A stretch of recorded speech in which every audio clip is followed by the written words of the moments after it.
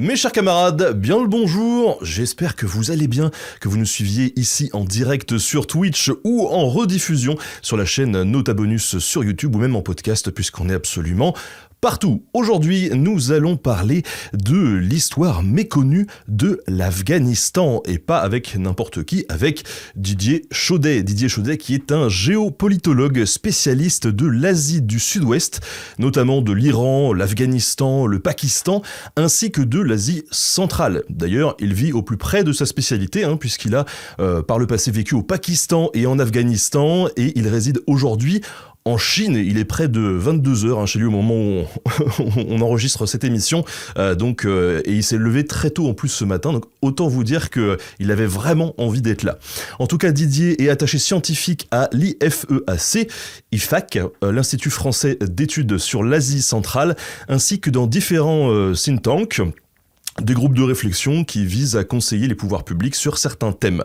Il donne régulièrement des conférences en lien avec ses sujets de prédilection, il intervient dans les médias régulièrement à ce propos. Il a écrit de nombreux ouvrages sur le sujet, comme l'Asie centrale en 2023, Évolution géopolitique, diplomatique et sécuritaire, donc qui est paru 2023, ou Géopolitique de l'Afghanistan des talibans, dont l'apparition est prévue le 25 avril 2024. Bonjour Didier. Bonjour, juste un petit détail, le livre sur l'Afghanistan devrait arriver un petit peu plus tard, mais il arrive, il ne faut pas s'inquiéter. Écoute, voilà, au moins c'est dit. Merci en tout cas d'être avec nous en direct depuis la Chine. Un plaisir. Alors Didier, ensemble, on va parler de l'histoire de l'Afghanistan, et il est vrai qu'elle est plutôt méconnue, mais avant de rentrer dans le vif du sujet, j'aimerais qu'on passe quelques minutes à parler géopolitique, puisque c'est ton étiquette, tu es pas historien, tu es géopolitologue. Alors, qu'est-ce que c'est qu'un géopolitologue ? Déjà, merci de dire géopolitologue et pas géopoliticien.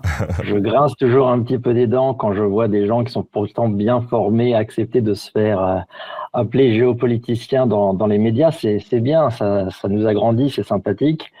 Mais la réalité, c'est que c'est la même différence entre politicien et politologue. Je pense que les bons politologues ne sont pas forcément politiciens.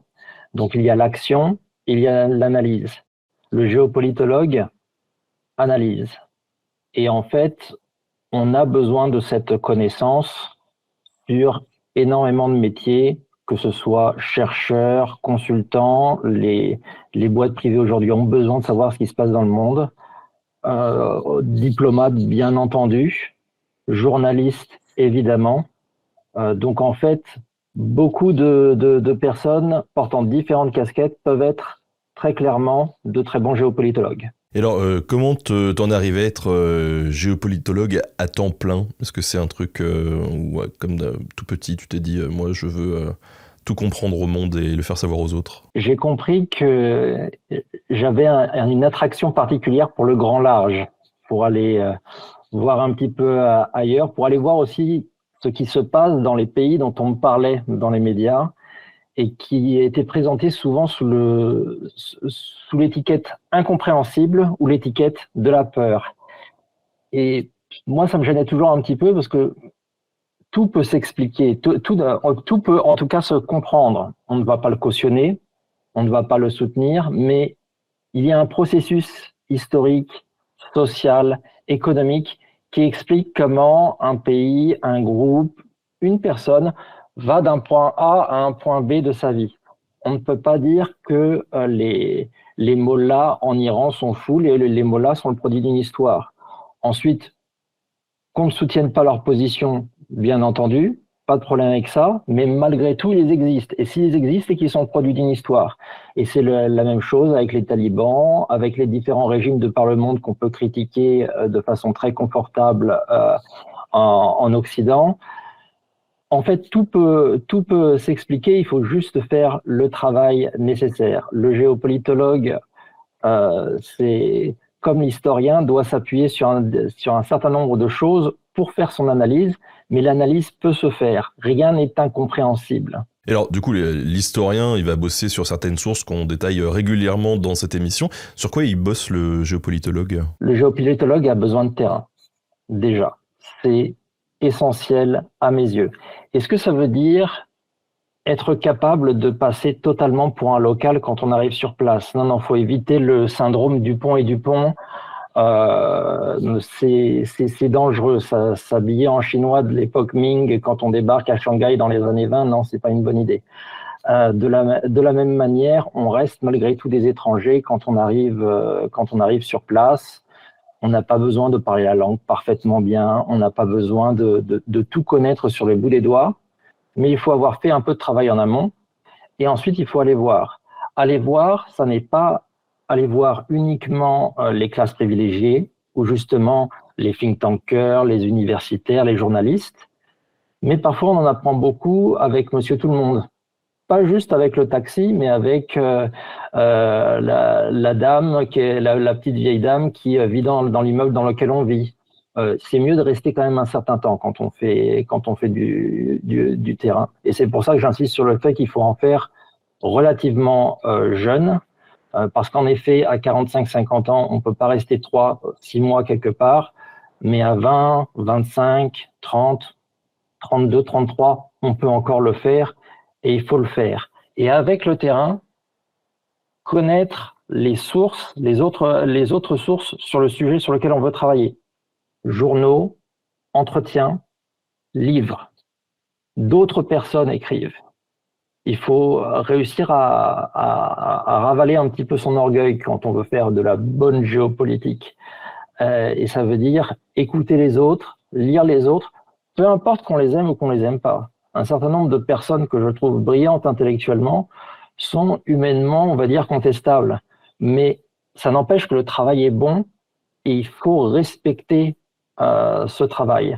Donc quand on a lu, quand on a fait les terrains, quand on a fait les entretiens, quand on a lu les journaux, on peut peut-être espérer pouvoir comprendre un petit peu ce qui se passe. Bien sûr, il faut le faire avec une certaine distance, mais une distance intelligente. Distance ne veut pas dire froideur, ne veut pas dire déconnexion. Distance veut dire accepter que on pourra avoir des amis sur place qui pourraient bondir en nous entendant parler ensuite dans les médias ou lors d'une conférence à propos de leur pays. Parce que eux sont des acteurs et nous, on est censé, si on veut faire en tout cas un bon travail d'analyse géopolitique, expliquer ce qui se passe, encore une fois, sans prendre parti, même quand on en a envie. Alors, à t'entendre, c'est beaucoup l'expérience qui fait le géopolitologue. Il y a des formations académiques officielles? En général, tout bon master de relations internationales, on en a à Sciences Po, le PSIA, on a la formation qui existe aussi à Paris 8 de géopolitique. Toutes les grandes universités ont des formations. Ensuite, la question, c'est que faire avec cette formation? Je pense qu'elle peut aider à donner de bonnes bases, mais je pense aussi qu'il est important, surtout du côté des jeunes générations, de voir les multiples façons d'être géopolitologue et d'utiliser l'outil géopolitique. Ça ne doit pas se faire que dans la recherche, encore une fois.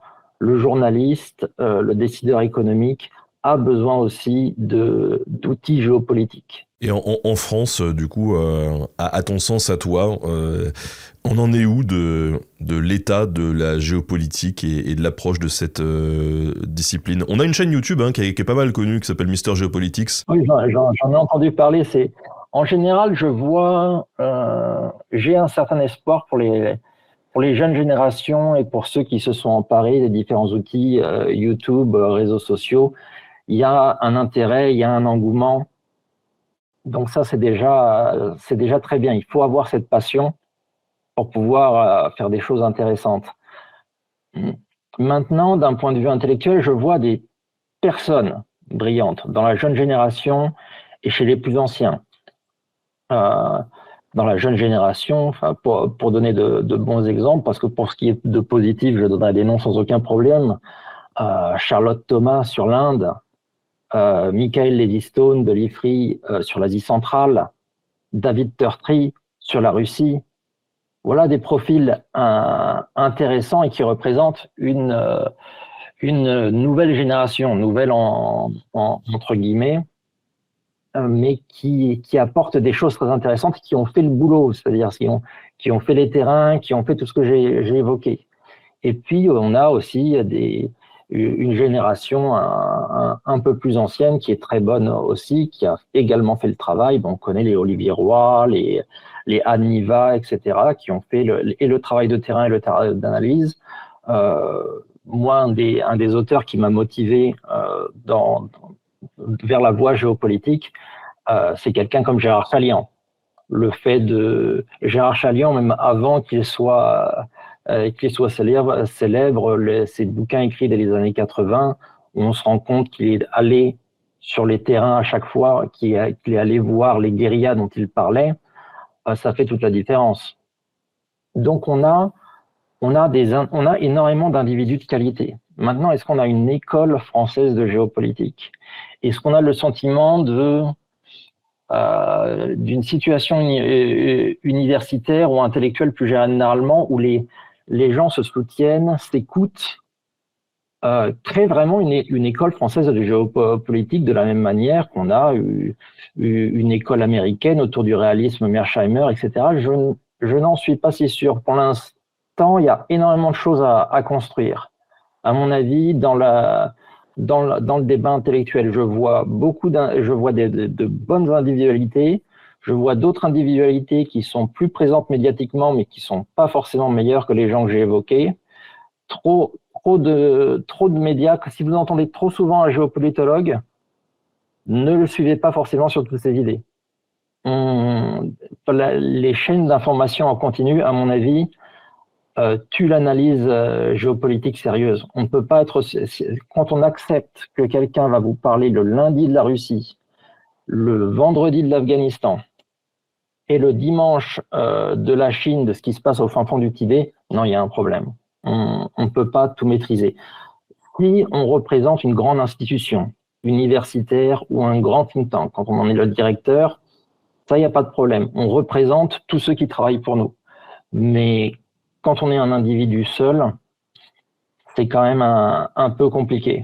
Donc, besoin, à mon avis, de plus de synergie entre les gens et besoin d'une jeune génération qui pourra faire émerger ça.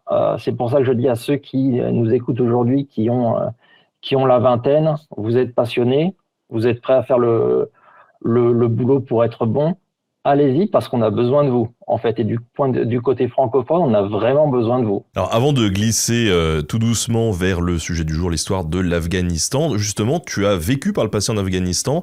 Aujourd'hui, tu vis en Chine.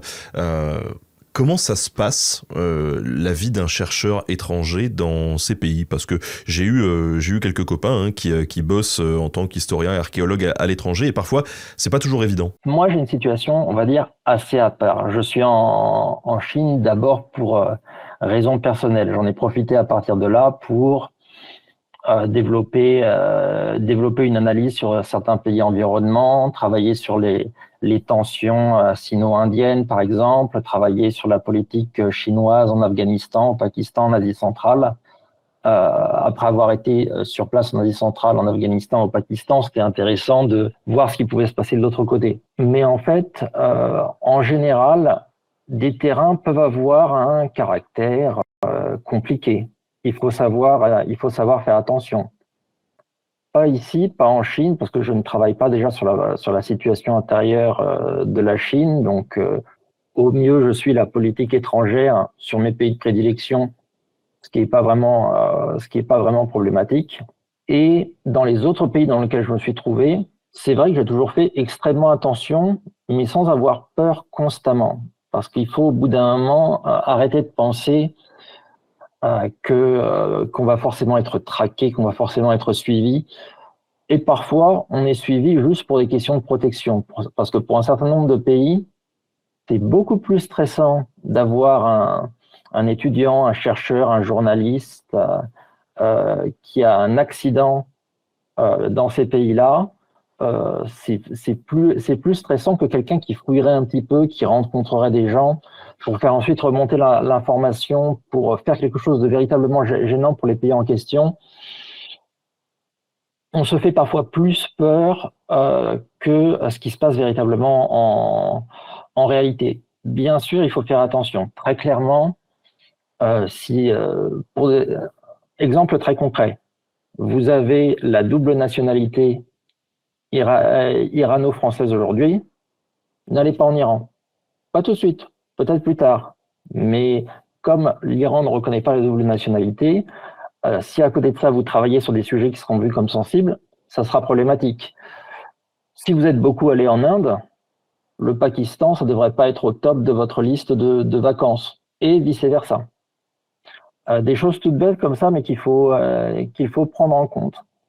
Et quand on les prend en compte, ma foi, les choses peuvent se passer plutôt bien, même s'il faut en effet rester sur sa garde. Rester sur ses gardes sans être parano. Ça me semble le plus important. J'ai vu trop de personnes être tellement dans la parano qu'en fait, ils ne pouvaient pas faire un boulot correct sur le terrain ensuite. Aujourd'hui, donc, on va parler de l'histoire de l'Afghanistan. Comment est-ce que toi, tu es arrivé à cette histoire ? Je travaillais d'abord sur l'Asie centrale, sur les questions de sécurité.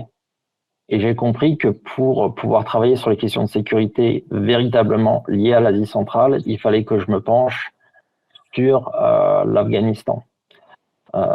Et à partir de l'Afghanistan, d'ailleurs, j'ai dérivé sur le Pakistan et l'Iran à la fin pour avoir une bonne vision régionale de l'Afghanistan. Donc ça a commencé sur les questions sécuritaires, puis il y a eu un intérêt pour la culture, pour la situation aussi sur place.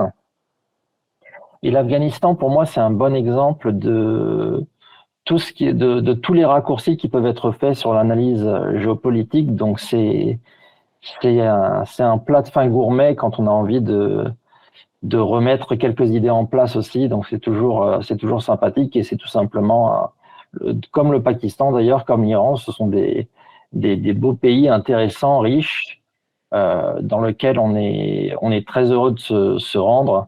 Donc il y a un mélange d'intérêts culturels, historiques, en plus du travail qui se met en place. Et disons que c'est un cercle vertueux aussi, plus on va sur place, plus on a envie d'y retourner, parce qu'on découvre des choses et à chaque fois on apprend. Pendant très longtemps, en Afghanistan comme au Pakistan, ne pas y aller pendant 6 mois, c'était tout simplement devoir presque tout reprendre à zéro. Donc au bout d'un moment, on était bien obligé d'y retourner, et je l'ai fait pendant des années avec plaisir. Allez, attaquons donc. Avant toute chose, est-ce que tu pourrais nous situer géographiquement l'Afghanistan ? Ça peut paraître idiot comme question, mais c'est quand même toujours bien de savoir à peu près resituer les choses. Oh, pas de problème. En fait, c'est tout bête. Quand vous pensez à l'Afghanistan, vous voyez l'Asie du Sud au sud, la Chine à l'est, le Moyen-Orient à l'ouest, l'espace post-soviétique, Russie, Asie centrale, au nord. Et au milieu, vous avez l'Afghanistan. Le fait même que ça soit au milieu vous indique déjà un petit peu son histoire. C'est une zone qui a été une autoroute et un tampon. Une autoroute de conquérants, une autoroute de business, une autoroute de religion, mais aussi une zone de friction chaque fois qu'il y a eu des États assez forts aux alentours. Alors, on le dit tout de suite à tous ceux qui nous écoutent, hein. Aujourd'hui, on va parler Afghanistan pour désigner le territoire, mais c'est une pure commodité parce que forcément, comme d'ailleurs tous les pays aujourd'hui, hein, à notre époque, c'est les territoires qui ont vachement évolué. Et durant l'Antiquité, l'Afghanistan n'est pas vraiment l'Afghanistan, hein, puisque l'Afghanistan fait partie de l'Empire perse. En fait, de toute façon, quand on parle de l'Afghanistan, si on parle de l'Afghanistan sur le temps long, il faut se dire que déjà on parle de fait de deux entités. Déjà l'Afghanistan, j'ai évoqué ce qu'il y avait autour, j'ai pas dit ce qu'il y avait au milieu. C'est des Hindou-Kouch, des chaînes de montagnes qui définissent la région. Vous avez des plaines dans le nord et dans le sud-ouest, mais vous avez aussi des montagnes qui morcellent le territoire, qui permettent à de véritables républiques de villages d'exister, de zones qui peuvent se développer, vivre par elles-mêmes en ayant des contacts avec d'autres, certes, mais pouvant vivre assez isolés, donc pouvant parfois développer leur propre culture, représenter une population particulière, etc. Mais en fait, sur le temps long, on va dire que l'Afghanistan, c'est deux choses autour de cet Hindou-Kouch. C'est ce qu'on appelle le Khorasan, Donc toute la zone, c'est une zone persanophone, représentant vraiment la culture qu'on va expliquer plus tard comme étant turco-persane. Donc c'est vraiment le nord, l'ouest, le centre du pays. Et puis vous avez ce que j'appellerais l'Afghanistan à proprement parler, qui est tout ce qui est au sud de l'Hindoukouche et où on retrouve énormément de populations dites Pashtunes. On reviendra aussi sur les Pashtunes plus tard. Et ce sont ces deux entités ensemble, leur choc dans l'histoire, leur interconnexion dans l'histoire, qui ont donné l'Afghanistan. Alors, l'Empire perse, dont l'Afghanistan fait partie jadis, il s'étend sur quel territoire actuel ? Alors, si on prend le moment où l'Afghanistan et les territoires afghans sont, entre guillemets, avalés par l'Empire achéménide, vous avez à l'époque, c'est à l'époque donc de Cyrus Ier le Grand, vous avez la Turquie, la Syrie, une petite partie de la Jordanie, Israël, Palestine, l'Iran, bien sûr, qui est au cœur du projet, l'Irak, Azerbaïdjan, Arménie, pas Géorgie, Afghanistan donc, et au moment de Cyrus le Grand, on a le Baloutchistan, donc le sud d'ouest du Pakistan. Un peu plus sera avalé plus tard sous Darius Ier. Donc en fait, on a tout le Moyen-Orient, tout le grand Moyen-Orient et une partie de l'Asie centrale qui appartient à cet ensemble achéménide. Et alors, comment il a été inclus dans cet empire perse ? Pourquoi ils sont venus, les Perses, conquérir ce territoire ? C'est ça qui est assez amusant, et c'est pour ça que je t'ai dit que c'était intéressant de parler vraiment de la longue durée. C'est que sur un certain nombre de choses, on ne peut faire que des conjectures. En fait, on ne peut pas dire nous savons à coup sûr pourquoi ils sont allés sur place, parce qu'en fait, les Assyriens auraient envoyé une expédition là-bas, les Mèdes également, donc les prédécesseurs des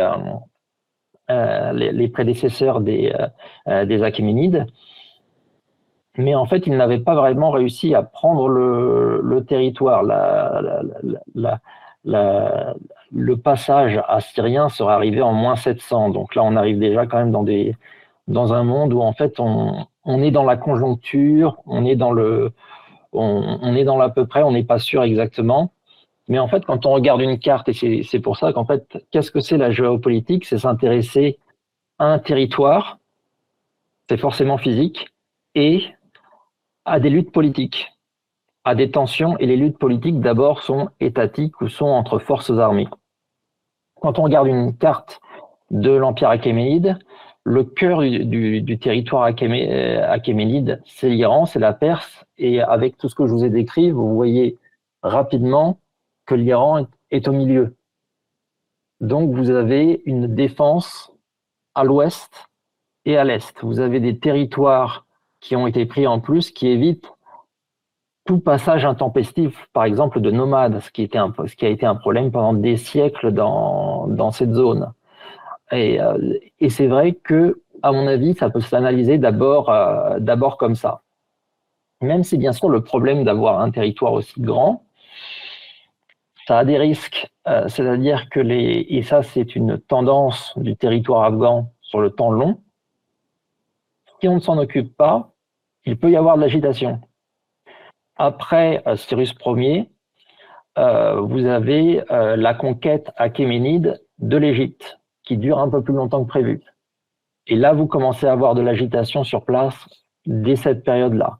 Et c'est quelque chose qui reviendra régulièrement. Ce sera une zone assez difficile à tenir parce que avant les Achéménides, justement, elle était assez indépendante, contrairement aux autres territoires achéménides, notamment à l'ouest. Et ils sont assez loin pour pouvoir éventuellement se révolter. Il n'y a pas une question de géographie aussi qui fait que c'est un territoire compliqué à contrôler ? Ah oui, totalement. Ce que j'avais évoqué plutôt à propos des montagnes, la distance. Le fait que l'intérêt aussi était moins grand du côté des Achéménides entre l'Égypte et ce qu'on appelle la Bactriane, aussi le nord de l'Afghanistan, le choix est vite fait, quoique il y a quelque chose d'un point de vue symbolique qui est intéressant pour euh, pour les Achéménides. C'est dans le nord de l'Afghanistan que serait né Zoroastre, Zarathustra. Et c'est à partir de la région de Kandahar, donc le sud de l'Afghanistan, que la religion zoroastrienne serait passée d'Afghanistan en Iran. Donc en fait, la religion zoroastrienne qui est vraiment au cœur de l'empire achéménide, qu'on imagine comme étant fondamentalement iranienne, en fait, oui, elle est iranienne dans le sens où elle est persane, elle est grande persane. Quand on parle de l'Afghanistan et de l'Iran, on parle de peuple iranien en général. Mais en fait, ça aurait commencé sur place. Et la région du nord de l'Afghanistan était toujours donnée depuis Cyrus Ier à un prince de sang, parce que c'était le cœur d'un certain pouvoir religieux, un pouvoir religieux qu'on respectait, mais qu'il fallait aussi un petit peu surveiller, parce qu'ils ont eu tendance à essayer une ou deux fois de s'imposer au pouvoir politique par la force, et il avait fallu les réprimer, les calmer un petit peu, ils utilisaient les populations locales pour ça. Une autre chose qui pouvait rendre l'Afghanistan intéressant, malgré tout, malgré la distance pour les Achéménides, c'est le fait que juste après l'Afghanistan, vous aviez justement des tribus nomades considérées comme dangereuses, les Scythes. Et d'ailleurs, Cyrus serait mort en les combattant. En combattant la reine des Scythes, Tomiris, qui aurait fait, paraît-il, un verre à boire de son crâne. Sympathique.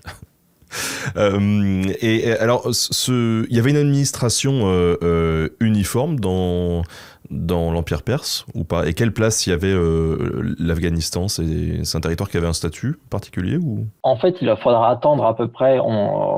Cyrus Ier a construit, a conquis. Ensuite, il y a eu un autre roi des rois qui est beaucoup concentré sur l'Égypte. Puis on a eu Darius Ier, qui lui a consolidé et qui a divisé ses territoires, qui a fait en sorte qu'ils soient bien divisés administrativement. L'Afghanistan, c'était 7 satrapies. Les satrapies étaient données à une personne qui était bien en cours auprès du roi des rois. Le satrape. Voilà, le satrape, exactement, et qui devait payer une somme fixe au pouvoir central chaque année, et qui se chargeait de collecter les impôts, de lever les troupes, etc. Bien entendu aussi, quand un roi des rois était faible, un satrape pouvait être tenté de se créer sa petite baronnie indépendante tout seul. Un problème qu'on retrouvera plus d'une fois dans la région. Tout à l'heure, on parle d'ailleurs de roi des rois, mais on ne parle pas de date. C'est quelle date, quelle période à peu près? Là, on est dans les alentours de moins 550. Moins 500, moins 550, jusqu'à moins 300 à peu près, c'est le fonctionnement, c'est le fonctionnement dans la région. Un certain nombre d'historiens vont faire un lien direct entre les populations actuelles et des populations qui sont évoquées notamment dans les textes grecs, quand on parle des différents peuples qui sont envoyés par les Achéménides pour frapper en Grèce. On évoque des personnes, des régions qui sont clairement en lien avec l'Afghanistan actuel, qui envoient des troupes. Mais en fait, comme on va le voir dans notre discussion, vous avez eu une pléthore de peuples qui sont passés par là. Donc oui, bien sûr, le Pashtun actuel, le Tadjik actuel descend en partie en droite ligne de ces populations locales qui sont des populations qu'on va dire tout simplement iraniennes. Mais il ne faut pas prendre iranienne dans le sens Iran de la République islamique d'Iran, mais iranienne comme parlant persan, étant liée à la langue persane à l'origine, donc du vieux persan. Vieux persan et affilié. Donc en fait, des liens de cousinage en gros. Le lien de cousinage entre l'Iran et l'Afghanistan est vrai jusqu'à aujourd'hui d'ailleurs. Donc vous avez ce type de personnes-là sur place et des populations qui, localement, oui, en effet, sont déjà organisées en tribus, étaient organisées avant ça en cités-États. Jusqu'à des temps immémoriaux, on ne sait pas encore aujourd'hui qu'est-ce qu'était la première fondation de Kaboul. Parce que la ville a toujours été habitée d'une façon ou d'une autre. Parce qu'elle est un endroit parfait pour les caravanes venant du nord, de l'ouest, du sud. C'est un parfait endroit pour le business. Et aujourd'hui, comme hier, c'est suffisant pour motiver d'être à un endroit précis. On peut imaginer du coup que c'était un mélange de population assez important en fait, puisque c'était un carrefour qui était au milieu de tout. En fait, il faut bien se dire que contrairement à notre façon moderne de voir les nationalités, il y a eu des mélanges. Et sur toute l'histoire en fait qu'on va évoquer de l'Afghanistan, il va y avoir des mélanges. Et des personnes peuvent s'intégrer sur place si par les hasards de la vie ils se retrouvent à un endroit donné. Donc je parle de population iranienne ou persane, si vous préférez, parce que c'est la façon la plus simple de présenter les choses. Mais en fait, dans la Bactriane, donc dans le nord de l'Afghanistan, quand Alexandre, on va parler d'Alexandre un petit peu plus tard, quand Alexandre arrive sur place, il se rend compte qu'il a amené des Grecs, mais que des Grecs sont déjà là.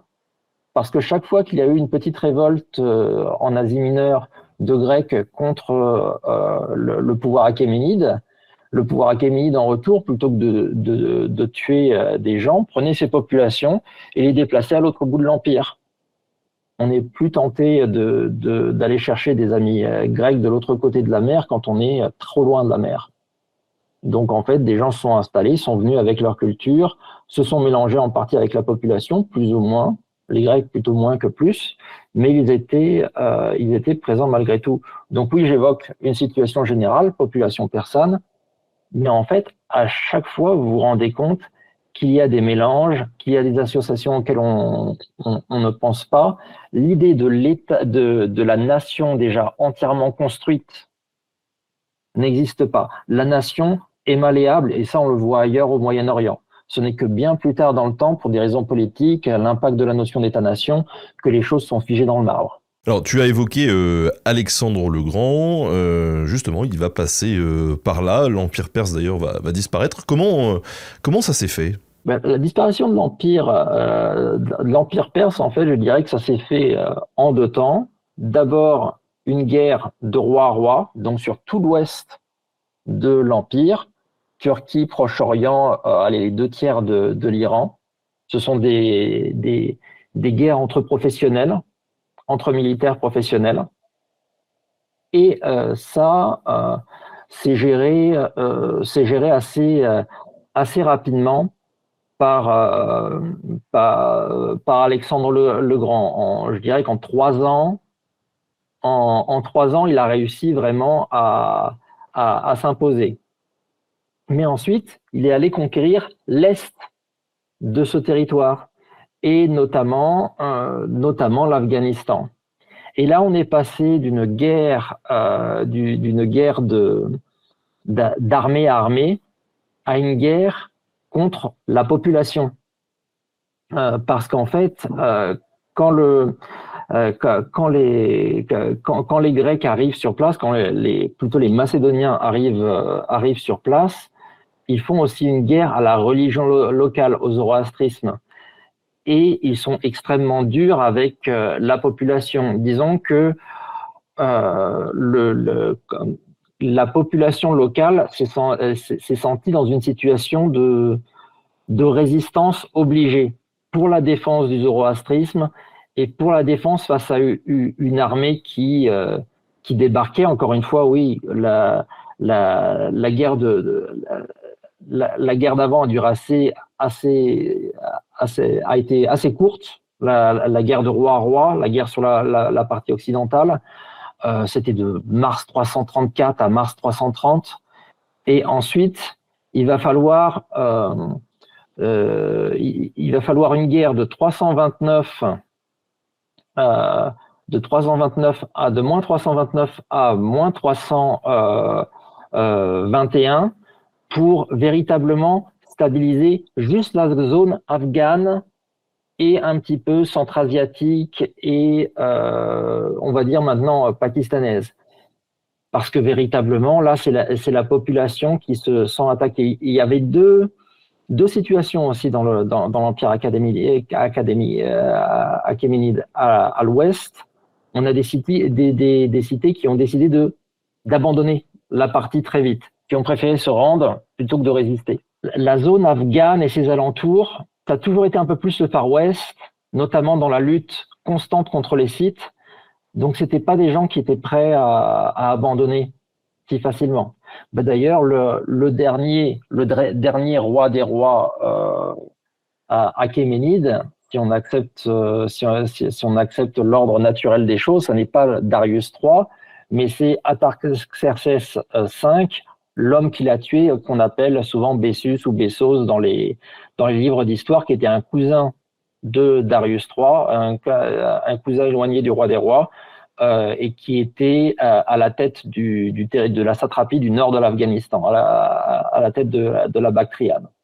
Donc vraiment, là encore, déjà, on retrouve une situation aussi à cause de la géographie où la résistance est très importante, où ce passage en force d'une armée n'était pas accepté et on allait naturellement à la résistance armée. Et après la conquête d'Alexandre, là encore, ce territoire a un statut qui évolue ou pas? Il est juste incorporé dans l'Empire macédonien?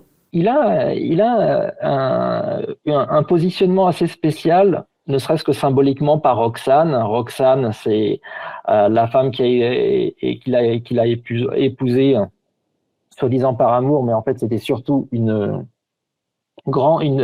femme associée à une grande famille nobiliaire de Bactriane, donc du nord de l'Afghanistan, qui avait fait partie des forces qui avaient d'abord résisté à Alexandre. Et se marier avec elle, c'était essayer de s'associer un peu plus ce nord de l'Afghanistan, cette Bactriane, qui devait aider à la conquête de l'Inde. Parce que pendant toute cette période où Alexandre lutte pour s'imposer en Afghanistan par la force, souvent par énormément de massacres qu'on a tendance à oublier. Il a véritablement été sanguinaire dans cette région-là. Il semblerait qu'il se soit vraiment monté un petit peu la tête et son rêve était ensuite de conquérir l'ensemble de l'Inde, donc d'aller au-delà de l'Empire achéménide. C'est dans cette période-là qu'il a bien compris que ça ne pouvait se faire qu'à partir de la Bactriane. À partir de la Bactriane, on peut contrôler la zone tampon où se trouve la population qu'on appellera plus tard Pashtun, la zone que j'ai évoquée au sud de l'Hindoukouche.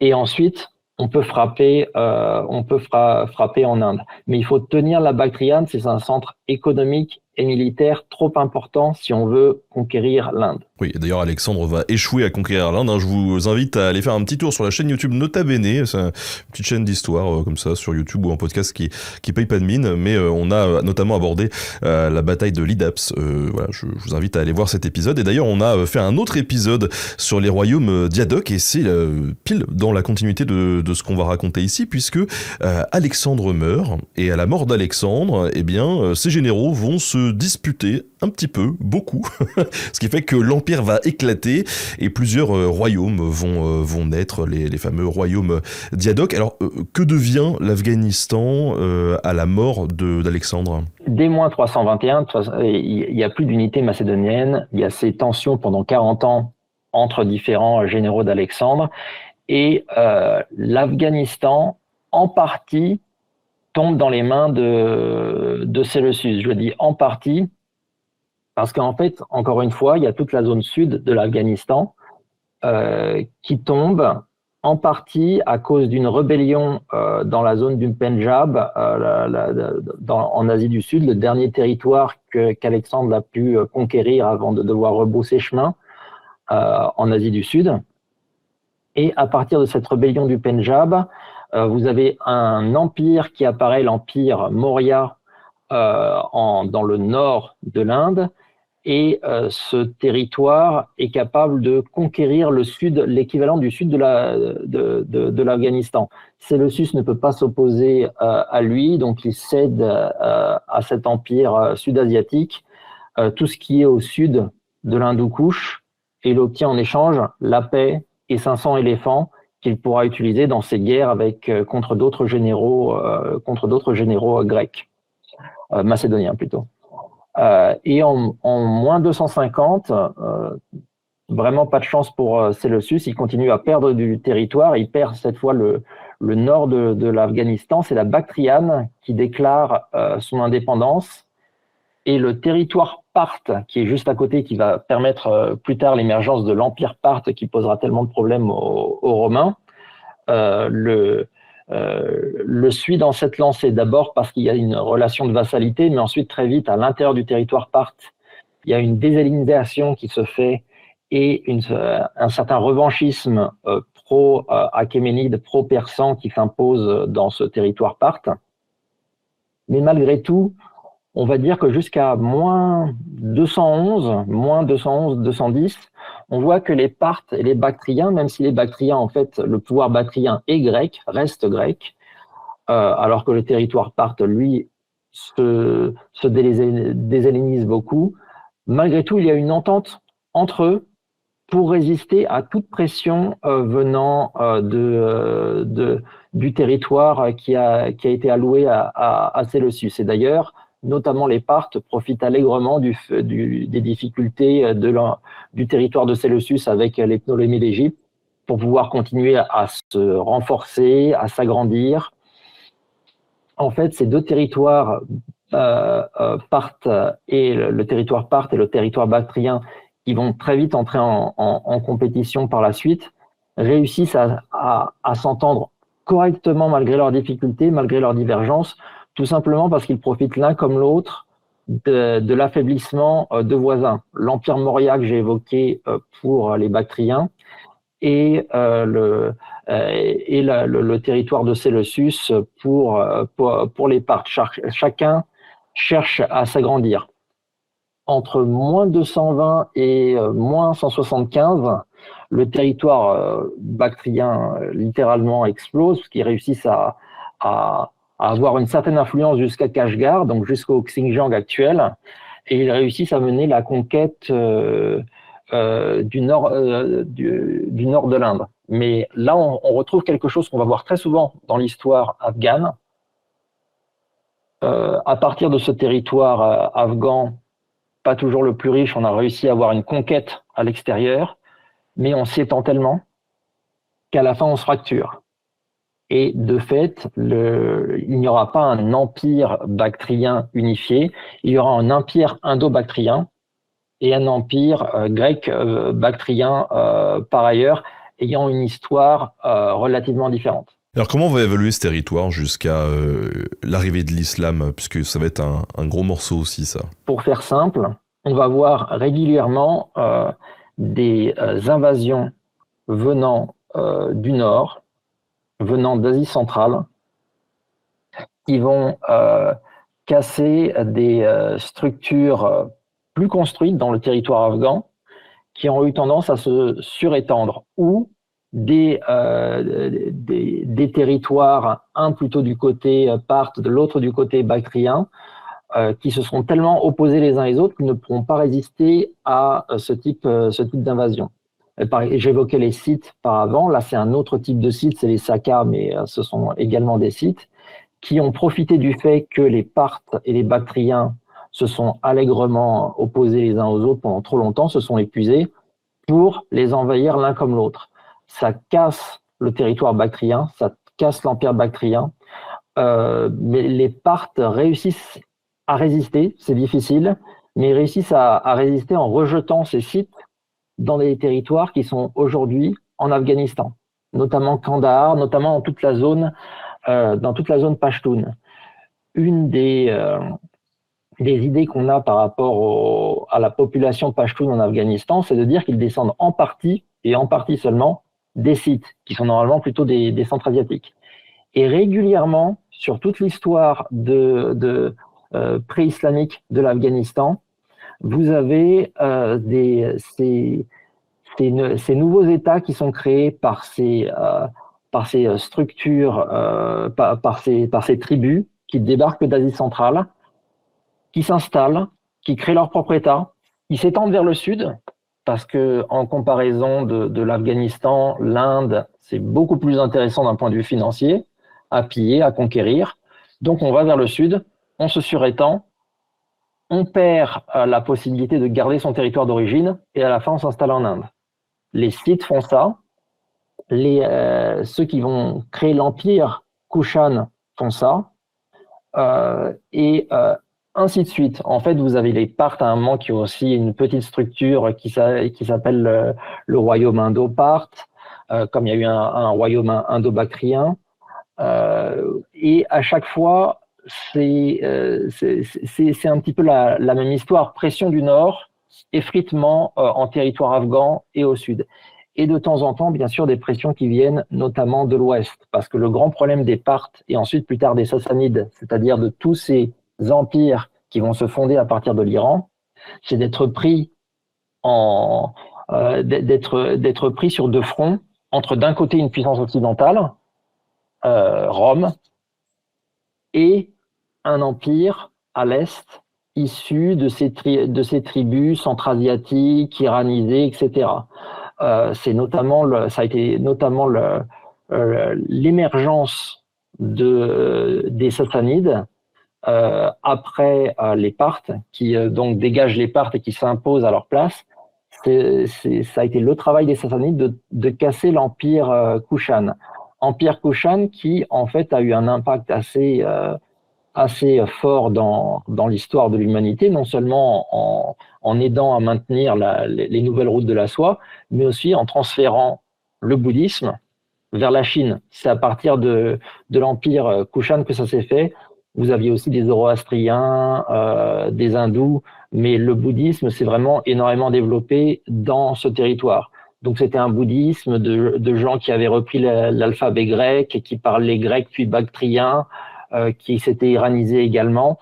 Donc c'est pour ça aussi que je rappelle à chaque fois cette grande fluidité des nations, des peuples dans cette région. Digression totale, on dit bien Kushan et pas Kushan. Je pense que les deux sont possibles, et hélas, à ma très grande honte, étant totalement intégré dans un monde plutôt anglo-saxon, je n'entends que Kushan. Mais j'imagine que, normalement, en français, on devrait pouvoir dire les deux. En tout cas, ça serait intéressant de savoir parce que là, on vient de traiter de la période de l'Antiquité, finalement, de l'Afghanistan. Qu'est-ce que pensent aujourd'hui les Afghanistans de l'Empire perse et d'Alexandre ? En fait, c'est assez amusant, parce qu'il y a quand même toute une tradition persanophone qui part d'Alexandre le Maudit.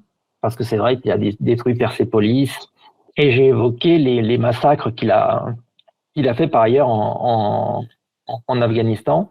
C'est quand même difficile d'imaginer que des Afghans puissent apprécier le personnage, mais en même temps, un certain nombre de populations en Afghanistan, comme au Pakistan d'ailleurs, comme au nord du Pakistan, aiment à rappeler qu'ils descendent des soldats d'Alexandre. Vous avez des chansons folkloriques, des vieilles chansons folkloriques qui parlent d'Alexandre et de ses conquêtes en langue pachto.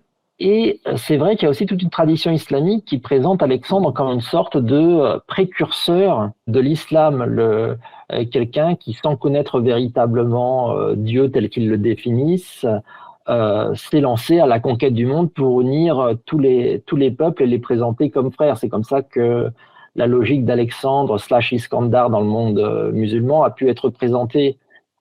Donc en fait, il y a une relation un petit peu ambiguë.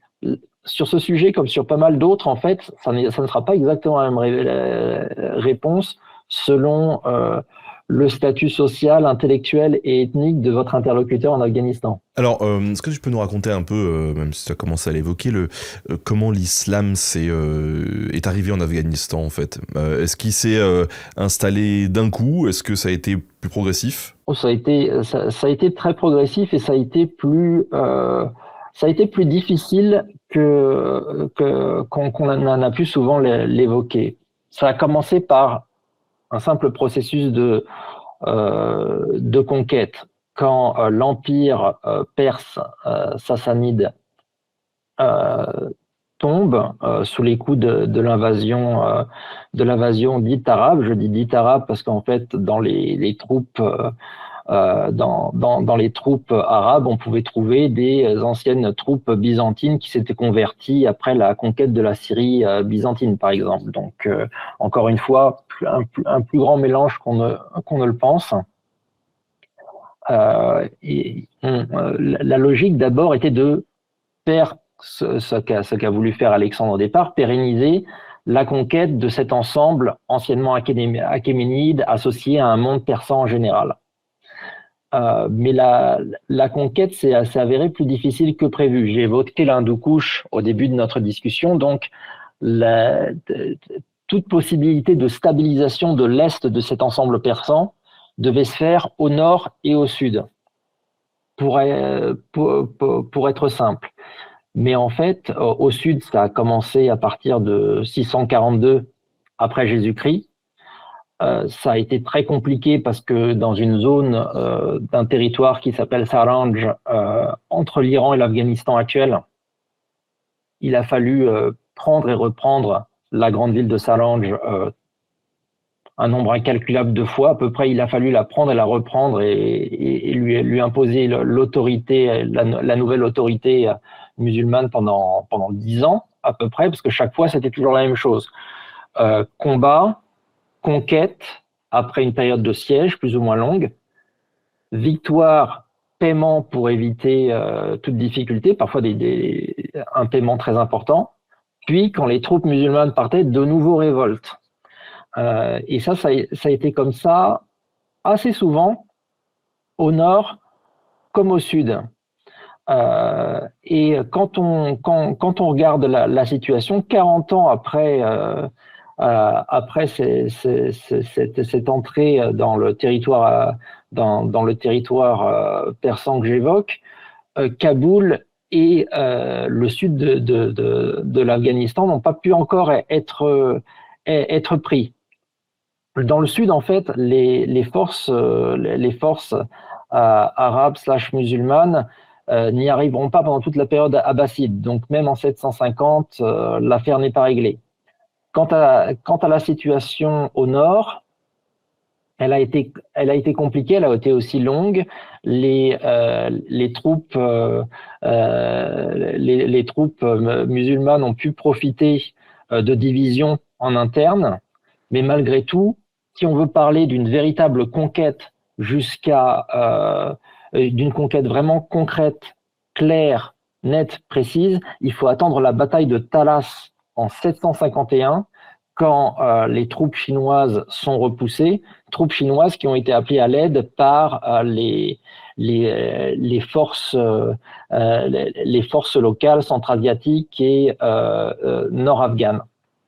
Donc en fait, une conquête assez longue, assez difficile, de par, encore une fois, l'histoire de la zone. On parle d'une zone qui n'accepte pas d'être prise facilement. Je ne crois pas du tout à la notion de cimetière des empires, on y reviendra, mais il est vrai que par définition, on est face à un territoire qui résiste à l'invasion venant de l'extérieur. Et donc, à cet endroit-là, qu'est-ce qu'on a eu après, une fois que l'islam est arrivé? Quelles entités politiques ont occupé les lieux?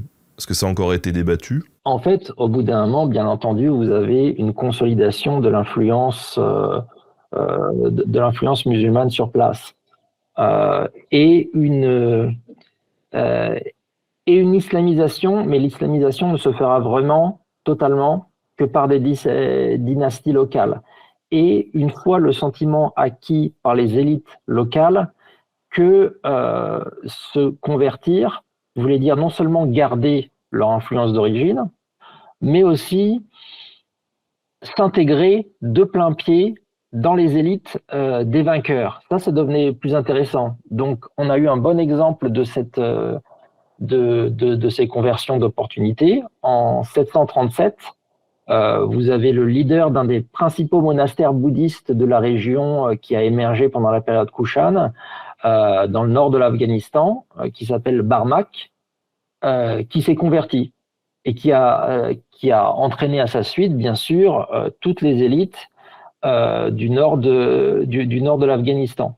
Parce que très vite, il a été compris que s'intégrer de cette façon-là, c'était s'intégrer au cœur des élites de l'Empire.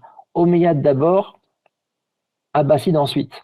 Donc dans la région, déjà, on va commencer par avoir des élites qui vont permettre à la dynastie abbasside de l'emporter, parce que c'est eux qui vont lancer cette révolution abbasside contre les Omeyyades. Les Omeyyades étaient plus dans une logique purement ethnique, arabe. Ils ont eu du mal à s'adapter à l'évolution extrêmement rapide de leur empire. Les Abbassides font une véritable révolution musulmane au sens propre, parce que tout le monde est égaux sous leur bannière. Et donc, du coup, vous êtes du Khorasan, vous êtes d'Afghanistan, ou vous êtes arabe, ou vous êtes turc islamisé. Vous vous retrouvez tous ensemble sous la même bannière, et vous pouvez prendre l'empire et en faire un empire abbasside. Et dès cette période, on peut vraiment comprendre que l'islam, c'est une construction arabo-persane. Et quand je dis persane, ce n'est pas qu'iranien, c'est aussi l'influence de toute cette zone que j'ai appelée Khorasan plutôt, la zone grande persane qui est associée à l'Afghanistan. En fait, par la suite, bien sûr, l'empire musulman se fracture, s'affaiblit.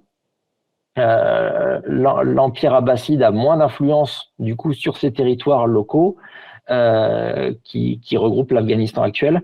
Et du coup, il y a clairement un déclin. Entre 921 et 1215, c'est la période des dynasties locales et c'est le déclin du califat. Et à partir de cette période-là, vous voyez arriver non seulement des dynasties qui reprennent le passé persan, la langue persane, qui la mettent en avant. Je pense notamment aux Samanides, qui ont régné de 819 à 999, qui est au nord de l'Afghanistan. Et vous avez aussi, à la même période, et encore plus tard, des dynasties turques qui arrivent, parce que vous avez toujours ces invasions qui viennent d'Asie centrale, et là, ce sont des invasions de peuples turcs. Encore une fois, faire la différence ici entre peuple turc ou turcique, donc turcophone, et le peuple turc que nous connaissons et aimons tous, qui vit en Turquie. Ils sont cousins, mais ça n'est pas la même chose. Et je pense notamment dans ce type d'empire, un empire comme celui des Ghaznavides, du 10e au 12e siècle. Et en fait, vous avez toujours à partir de cette période-là, jusqu'à l'arrivée des Mongols, vous avez à peu près la même situation, que ce soit Ghaznavides, Seljouk, toujours ce même type d'empire qui apparaît, qui se concrétise énormément autour de l'Iran et de l'Afghanistan et qui réussit à conquérir des territoires autour, en Asie centrale, en Inde et dans la partie ouest de l'Iran. C'est toujours à peu près la même forme, faisant de l'Afghanistan en fait toujours un cœur de ces empires. Et alors du coup, tu viens de lâcher le mot mongol. Il y a déjà le chat qui s'excite depuis 5 minutes en disant les Mongols, les Mongols. Donc quel rôle justement ont eu les Mongols sur cette région et sur ces populations aussi? Les Mongols, je dirais que même une personne qui n'est pas forcément très éduquée dans la région s'en souvient encore. C'est entre 1219 et 1223, ils ont détruit le dernier empire turco-persan qui était dans cette région, qui était censé être l'empire le plus fort du monde musulman. Ils l'ont balayé en 4 ans. La petite histoire dit que ce sont des marchands qui auraient été envoyés, qui devaient passer par ce territoire turco-persan, qui n'ont pas été traités correctement, ou un envoyé des Mongols qui a été tué. En fait, la réalité, c'est que cette structure turco-persane voulait s'étendre vers Kashgar, vers la Chine, et y était en fait relativement faible. Elle ne vivait que par la conquête constante, ce qui était souvent l'état des royaumes et plus petits et des empires qui sont arrivés avant elle, notamment pendant la période du 10e au 12e siècle. Et en face, vous aviez la machine de guerre mongole. En gros, où le peuple mongol, c'est l'armée mongole. C'est la même chose. Où les plus grands officiers, entre guillemets, de Genghis Khan étaient des gens qui avaient combattu dans la steppe pour lui pendant 2 ou 3 décennies. Donc vous aviez une machine extrêmement bien huilée d'un côté, qui avait aussi une certaine idéologie, une certaine vision de voir le monde, et de l'autre, un empire qui, en fait, dont on évoquait souvent des forces incroyables, mais en fait, selon les historiens, il n'avait pas plus de 40 000 soldats sous les armes. Donc, en fait, ils avaient un territoire bien trop grand pour eux. Ils avaient tenu parce qu'un certain nombre de forces avaient cédé trop vite, avaient capitulé trop vite. Et face à une vraie force militaire, ils ne pouvaient pas tenir et ils n'ont pas tenu. Maintenant, la façon de faire la guerre par les Mongols dans cette zone a été extrêmement violente. On n'avait pas vu ça depuis Alexandre le Grand en termes de massacres. Et c'est vrai que, du coup, si Alexandre le Grand n'est pas beaucoup aimé par les persanophones, Genghis Khan a, lui, clairement cassé le Khorasan. Le Khorasan, avant Genghis Khan, c'était non seulement ces élites intellectuels, politiques qui avaient réussi à aider à construire le monde musulman, l'empire musulman omeyyade puis abbasside.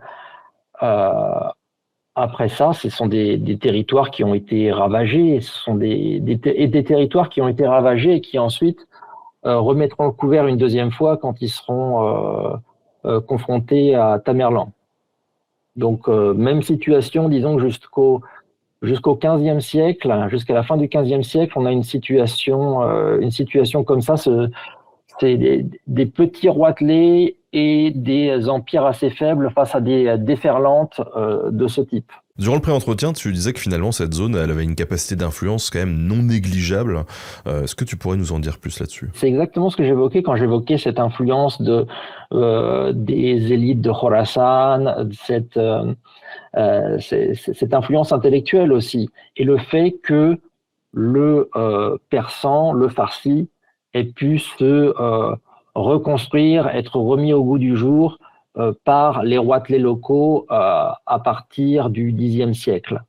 Ça, c'est quelque chose qui est extrêmement important. Et puis, vous aviez tous ces scientifiques, toutes ces évolutions architecturales magnifiques qu'on voit encore aujourd'hui dans différentes zones. Certes, quelqu'un comme Tamerlan a pu utiliser ses grands cerveaux pour sa propre capitale, notamment une de ses capitales, Hérat, qui est donc à l'ouest de l'Afghanistan. Mais malgré tout, les destructions ont été tellement grandes que cette capacité intellectuelle, cette capacité politique, cette capacité de réflexion religieuse également qu'on avait dans le Khorasan a été quelque peu étouffée par la déferlante mongole. Clairement, il y a un avant et un après les Mongols, et justement après les Mongols, justement jusqu'à la période de Tamerlan.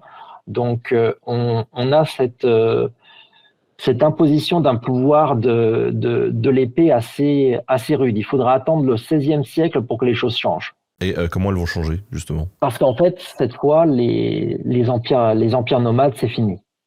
Ça ne va plus être possible. Parce que maintenant, il y a des forces assez grandes qui se sont consolidées partout autour de l'Afghanistan, notamment l'empire perse safavide et les Moghols en Asie du Sud. On a 2 structures qui sont fortes, qui sont organisées, et face à eux, il y a eu une tentation venant d'Asie centrale de reconstruire un empire nomade, un empire encore énorme qui s'écroule très souvent après son créateur. C'est ce qui est arrivé avec Tamerlan par le passé. Mais cette fois, quand les Ouzbeks ont voulu mener, quand le Khanat ouzbek a voulu jouer ce jeu-là, stoppé sec par les forces iraniennes. Et du coup, l'Afghanistan s'est trouvé peut-être dans une situation qui était un petit peu meilleure sans être véritablement avantageuse, d'être le pays tampon entre ces trois puissances. Asie centrale, le Khanat ouzbek notamment, les Moghols au sud et les Perses à l'ouest, avec Kandahar qui était souvent disputé, Hérat qui était très souvent tenu par les Perses, par les Safavides, le nord qui était souvent sous influence des Ouzbeks, et Kaboul qui était tenu très souvent par les Moghols. Bon, en tout cas, on voit qu'il y a un pattern, hein, il y a un schéma qui se dessine. L'Afghanistan est toujours au milieu, quoi. Et donc, ils se font toujours taper dessus, quoi, les pauvres. Exactement. Au XVIIIe siècle, on a la construction, on va dire, les prémices de l'État moderne avec l'établissement de l'empire des Durrani. C'est qui, les Durrani? En fait, les Durrani, c'est les représentants des Pashtuns Abdali. Vous avez en gros deux grandes structures, deux grandes tribus principales, on va dire, du côté des Pashtuns en Afghanistan. Vous avez les Ghilzai et vous avez les Abdali. Les Ghilzai ont réussi à créer leur petit empire avant les Durrani. Les Durrani, ça commence en 1747. Les Ghilzai, ils y arrivent au tout début du siècle. Donc 1709, ça commence. Et ça commence tout simplement parce que ils se rendent compte que les pays alentours s'essoufflent à force de se battre entre eux, à force d'essayer de se piquer les territoires en Afghanistan, d'avoir d'autres problèmes ailleurs également, ils s'essoufflent. Et ces tribus pashtunes se sont construits au fil des siècles. Comme je vous l'ai dit, on sait très bien qu'ils ont des liens avec les autres populations d'Afghanistan. Et à côté de ça, ce sont toujours comme on dit, des enfants du sol. Donc en fait, ce sont ils ont intégré avec le temps des Persans, des Turcs. Au bout d'un moment, vous êtes Pashtun quand vous parlez Pashtun et que vous êtes associé à une tribu d'une façon ou d'une autre.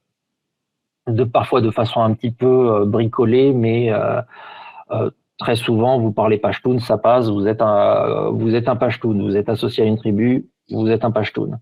Donc les Ghilzai sont les premiers à s'être rendu compte de la possibilité de créer quelque chose de totalement indépendant, sans les Perses, sans les Moghols, sans les Ouzbeks bien sûr, mais c'était surtout les Perses et les Moghols qui étaient problématiques.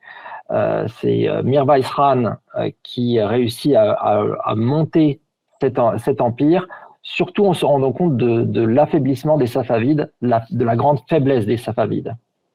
Il réussit à les duper alors qu'il est envoyé à Ispahan, à la cour du roi Safavide, parce qu'on n'est pas très sûr de lui. On sait qu'il a de l'influence à Kandahar et qu'il pourrait mener une révolte.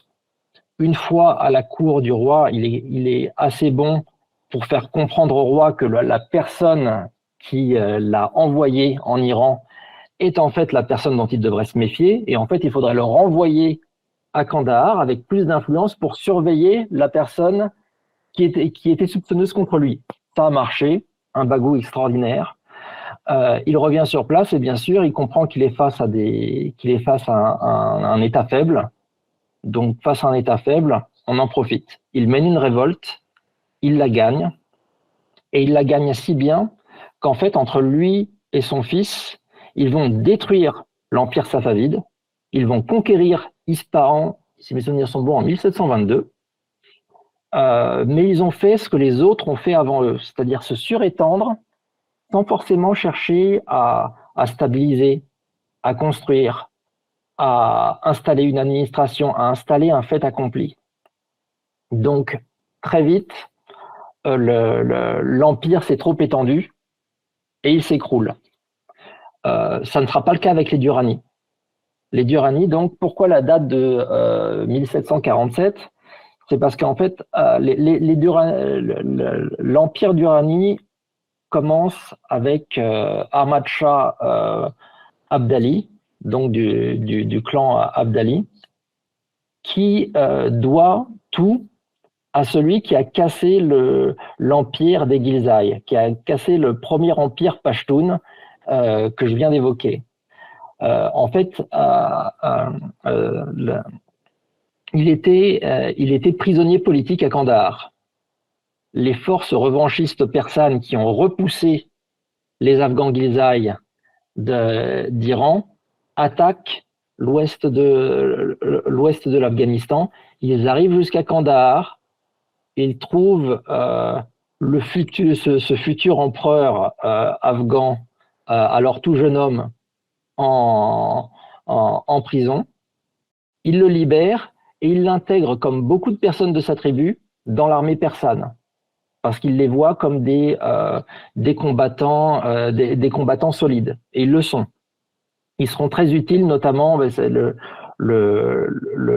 chef des forces persanes à ce moment-là, c'est Nader Shah, qui est lui-même d'origine turque, mais tenant la force persane. Donc c'est pour ça que j'évoque toujours cette fluidité. C'est grâce à ces forces afghanes, entre autres, que Nader Shah va pouvoir va pouvoir casser une bonne fois pour toutes en fait l'empire moghol.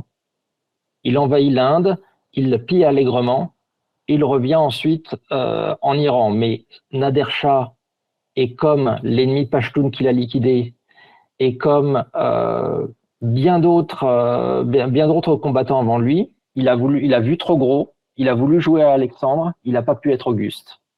Et donc quand il meurt, tué par ses généraux qui n'ont pas vraiment confiance en lui, qui ont eu une petite frayeur, il le tue. Le futur Durrani, qui à ce moment-là est à la tête de sa cavalerie, se rend compte de la situation, vole le trésor de guerre iranien, persan, protège au passage quand même, selon la légende, les femmes du harem qui se trouvent dans le camp militaire, parce que quand le camp militaire s'écroule avec un chef qui a été tué, fatalement, on attaque tout le monde, on vole, mais aussi éventuellement on viole et on tue. Donc il protège parce qu'il reste quand même un gentleman pashtun, mais il a pris quand même aussi l'argent qui se trouvait dans le camp, et il part avec toute sa compagnie de cavaliers, qui comportait beaucoup de Turcs chiites, en fait, et il va avec eux à Kandahar. À Kandahar, les Abdalis font une réunion, une Loya Jirga, comme on a dû souvent en entendre parler pendant la période où nous étions en Afghanistan nous-mêmes, pour savoir que faire face au chaos actuel. Et face au chaos actuel, on nomme, bien sûr, la personne qui arrive avec l'argent, les troupes. Il est jeune, certes, il a 25 ans, mais c'est lui qui a le plus de pouvoir. Et surtout, il aide les Abdalis à mettre de côté les Ghilzai. Donc, on est Pashtun peut-être, mais on est quand même en compétition pour Kandahar. Les Abdalis s'imposent à Kandahar. Et à partir de Kandahar, c'est conquête après conquête. Le territoire afghan, une partie du territoire iranien, encore une fois des allers-retours en Inde, notamment pour continuer à casser l'empire moghol, pour conquérir le Sindh, le Pendjab, le Baloutchistan. Mais en fait, l'empereur Durrani ici a un avantage d'un point de vue politique. Il est bien plus malin. Il comprend qu'en fait, il doit protéger son territoire principal, qui est le territoire afghan. Donc, il aurait pu prendre New Delhi et s'imposer totalement comme nouvel empereur moghol. Il n'en a pas voulu, parce qu'il a voulu, avant tout, constituer un État afghan qui n'allait pas s'écrouler après sa mort. Donc on peut dire que c'est le premier État afghan ? Ahmad Shah Durrani, c'est clairement le premier chef d'État afghan. Il est surnommé Mourvais et surnommé grand-père par les Pashtuns parce qu'il a fondé le premier empire pashtun moderne. Mais Ahmad Shah Durrani est surnommé Baba parce que c'est le père de la nation afghane du point de vue de beaucoup d'Afghans. Et en effet, il a lancé la possibilité d'un État afghan. Maintenant, on en est vraiment au début. C'est-à-dire que la consolidation totale, l'administration n'est pas exactement là quand il meurt, et quand son fils reprend les rênes, on arrive à la fin on arrive à la fin du XVIIIe siècle. On est face à une situation classique où le frère va s'imposer au frère, où les territoires les plus éloignés ne vont pas pouvoir être tenus. Mais malgré tout, on n'est pas face à un écroulement total. Ce qui va devenir l'Afghanistan est déjà au cœur de l'Empire, et il a su aussi intégrer différents groupes. Je parle des Pashtuns beaucoup, c'est vrai, mais en effet, vous allez avoir dans ses combattants, dans ses soutiens, des Tadjiks, des Hazaras. Les Hazaras, c'est une population chiite qui descend en partie des Mongols. Les Mongols avaient laissé des combattants sur place en Afghanistan pour essayer de tenir le pays. Cette nouvelle population s'est assimilée, comme toutes les autres avant elle. Elle est devenue chiite plutôt que sunnite, et elle est devenue les Hazaras. Mais malgré tout, quand Ahmad Shah Durrani prend Herat, par exemple, à l'ouest de l'Afghanistan, il met comme dirigeant d'Herat un Hazara, un chiite, alors que lui-même est sunnite. Pourquoi ? Parce qu'il a des Hazaras dans son armée et il leur fait confiance. Donc on commence à voir aussi quelque chose qui se construit, qui va au-delà de l'ethnique avec Durrani, avec un vrai sens de l'État. Et alors, finalement, quand même, cet empire d'Irani, il va péricliter aussi, il va disparaître. Parce qu'en fait, malgré tout, on est face à un continuum. Ici, on n'est pas face à quelqu'un qui avait, bien sûr, un fonctionnement radicalement différent des autres avant lui. Il avait un instinct, mais malgré tout, ses fils, encore une fois, se sont battus les uns contre les autres. Mais ce qu'il a réussi à faire, c'est faire en sorte que sa famille soit vue un petit peu comme la famille de Genghis Khan, comme la famille de Tamerlan. C'était des gens qui étaient faits pour le pouvoir. Et on ne pouvait pas leur prendre le pouvoir. Une fois que les Ghilzai ont perdu leur empire, ils n'ont pas pu revenir au pouvoir à Kaboul, ils n'ont pas pu revenir au pouvoir en Afghanistan que grâce aux communistes en 1978. Toute la période avant ça, c'est des Durrani. Bon, bien sûr, dans les Durrani, j'ai évoqué les deux tribus principales des Pashtuns, Abdali, donc Durrani, et Ghilzai. Mais à l'intérieur de ces tribus, il y a des clans. Et entre clans, on se tape allègrement les uns sur les autres aussi. Mais malgré tout, ça reste des Durrani qui restent au pouvoir. Donc on a un début de continuité, un début de stabilité qui s'est fait. Et à partir de là, les choses se sont mis en place petit à petit, avec une grande difficulté, c'est le fait d'avoir des voisins qui deviennent plus encombrants quand ils sont tenus par les Russes d'un côté et par les Britanniques de l'autre. Alors, tu as dit tout à l'heure, tu as évoqué le fait que l'Afghanistan, on appelle ce territoire aussi le cimetière des empires, et tu nous as dit que tu n'étais pas très d'accord avec cette appellation. Est-ce que tu peux nous dire pourquoi ? Est-ce que l'Afghanistan est un territoire difficile à conquérir ? Bien entendu. Je l'ai évoqué dès la période d'Alexandre. Maintenant, la conquête du territoire afghan n'a pas empêché à l'empire de Cyrus de prospérer, n'a pas stoppé Alexandre. Il a pu continuer. C'est pas l'Afghanistan qui a arrêté Alexandre. Et par la suite, vous allez avoir 3 guerres anglo-afghanes. Ça n'a pas détruit l'empire britannique. Donc, de fait, ça n'est pas systématique.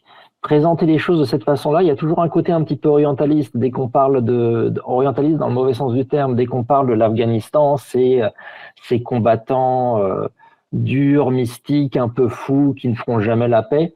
En fait, à chaque fois, vous voyez aussi beaucoup d'invasions, beaucoup de gens qui s'installent, beaucoup d'empires qui se construisent, qui intègrent un bout de l'Afghanistan, ou qui se construisent à partir de l'Afghanistan, en fait. C'est juste la situation géographique politique ou intellectuelle qui a fait que la conquête de l'Afghanistan a été plus difficile. C'est-à-dire que tous les conquérants que j'ai évoqués jusqu'à Durrani, ils ont aussi un point commun. C'est qu'en fait, ils ont compris qu'un territoire comme l'Afghanistan, on ne peut pas conquérir chaque village. Il faut tenir les principales grandes villes. Et à l'époque prémoderne, c'était plus que suffisant. Mais quand on veut faire plus que ça, oui, en effet, ça devient compliqué parce que chaque village peut décider de résister à sa façon. Et face à 10 000 résistants, à part mener une guerre comme Genghis Khan ou Alexandre le Grand, ça devient vite un peu compliqué. Et ça a été le problème pour les Soviétiques, ça a été le problème pour les Américains après ça. Mais encore une fois, les Britanniques ont mené 3 guerres contre les Afghans. Leur empire ne s'est pas écroulé à cause des Afghans, pas du tout. Ouais, mais c'est intéressant que tu nous racontes tout ça et c'est aussi pour ça qu'on essaie de dérouler le fil de cette histoire de l'Afghanistan depuis 1 heure et demie, c'est pour essayer de comprendre justement les enjeux très contemporains autour de l'Afghanistan et ce qui s'est passé dans ces dernières décennies et on voit que finalement tout ça n'est pas nouveau. Alors avant d'arriver vers ces conflits plus contemporains, tu nous as dit qu'il y a eu 3 guerres avec les Britanniques, pourquoi ? En fait, à chaque fois, ça a été, disons que les 2 premières guerres, 1839, 1842 et 1878, 1880, c'est clairement les Britanniques qui veulent imposer leur volonté aux Afghans, qui veulent éviter une influence quelconque de la Russie sur l'Afghanistan, parce qu'en gros, les Russes prenaient de plus en plus de territoire en Asie centrale. Les Anglais, eux, tenaient de plus en plus l'Asie du Sud, et au bout d'un moment, le seul territoire tampon, ça a été l'Afghanistan. Et quand il y a un territoire tampon, si on suit la bonne vieille logique réaliste en relations internationales, on va pas tout de suite trouver un terrain d'entente. On a quand même envie de gagner. Et les Britanniques avaient quand même envie de gagner. Ils avaient envie de mettre l'Afghanistan totalement sur leur influence. Et en fait, quand on regarde les faits dans ces 2 premières guerres anglo-afghanes, ils ont réussi à obtenir ce qu'ils voulaient. Ils ont juste mis du temps à comprendre qu'en effet, on ne pouvait pas conquérir totalement l'Afghanistan et il était plus simple de tenir le pays indirectement. Mais à la fin de ces 2 guerres, ils dirigent la politique étrangère afghane. Rien ne se fait en Afghanistan qui pourrait être contre les intérêts anglais. Et chaque fois qu'il y a une tentative de rapprochement, de discussion avec les Russes ou avec d'autres, la réaction anglaise est extrêmement ferme et réussit à s'imposer. Il faudra attendre 1919, donc la 3e guerre anglo-afghane, pour que l'Afghanistan soit véritablement indépendant et retrouve sa liberté en politique étrangère. Mais malgré tout, même après ça, l'influence anglaise restera très importante jusqu'à l'après Deuxième Guerre mondiale. Donc de fait, les Anglais ont réussi à gagner. Ils étaient prêts à aller très loin pendant la Deuxième Guerre anglo-afghane. Ils rêvaient de démanteler l'Afghanistan. Et en fait, les choses ne se sont pas faites en fin de compte. On n'est pas passé loin. Mais ensuite, on a eu un contre-coup qui est assez, qui explique beaucoup de choses dans l'Afghanistan contemporain. Abdelrahman, l'émir de fer, à la fin du 19e siècle, qui s'impose comme le nouvel émir de l'Afghanistan, qui est lié aussi aux deux Durrani, qui n'était pas forcément en ligne directe, mais qui est un homme qui a essayé d'imposer un fonctionnement de l'Afghanistan contre nature et qui a créé bien des problèmes jusqu'à aujourd'hui. Je ne sais pas si on a le temps d'en parler, je peux les raconter. Si, allons-y, bien sûr. En fait, il a fait un deal avec les Britanniques qui était très simple. Il a accepté de fait leur contrôle de la politique étrangère. Il a accepté quelque chose qui était difficile pour lui, à savoir la ligne du rang. La ligne du rang, elle partage le peuple afghan, le peuple pashtun, je veux dire, en deux, avec une partie dans le Raj britannique, puis plus tard au Pakistan, et le reste en Afghanistan. Les Afghans perdent Peshawar, qui pour eux était un grand centre culturel et économique, qui jusqu'à aujourd'hui n'est pas en Afghanistan, mais au Pakistan, et avant était dans le Raj britannique. Donc ils doivent accepter ça. Ils ont toujours voulu lutter contre ça, ils doivent accepter ça.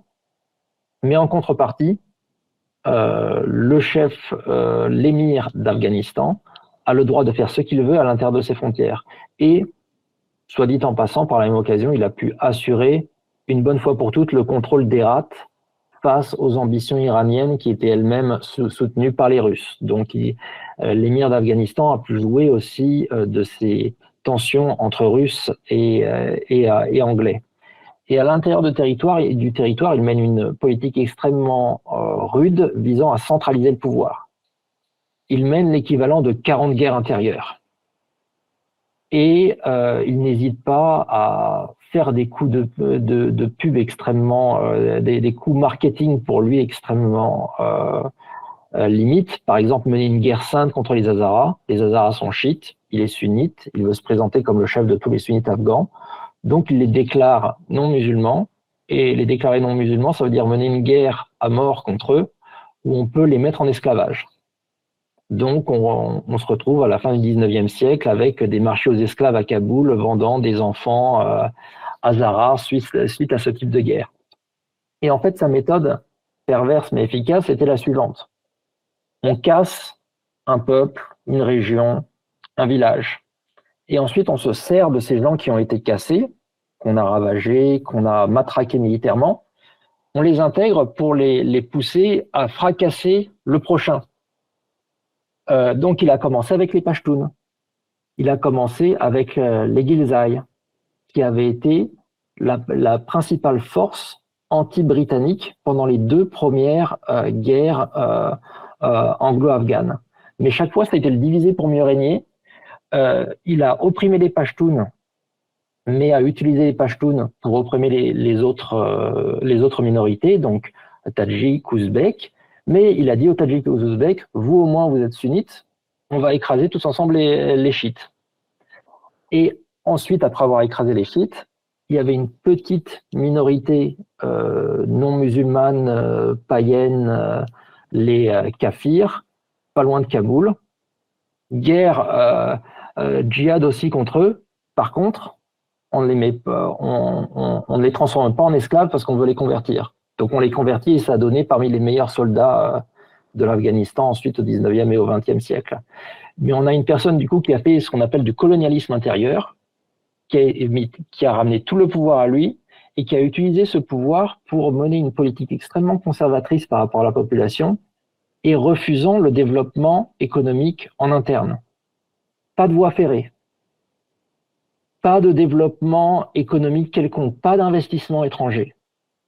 Parce que si le pays est pauvre, il est plus facile à tenir.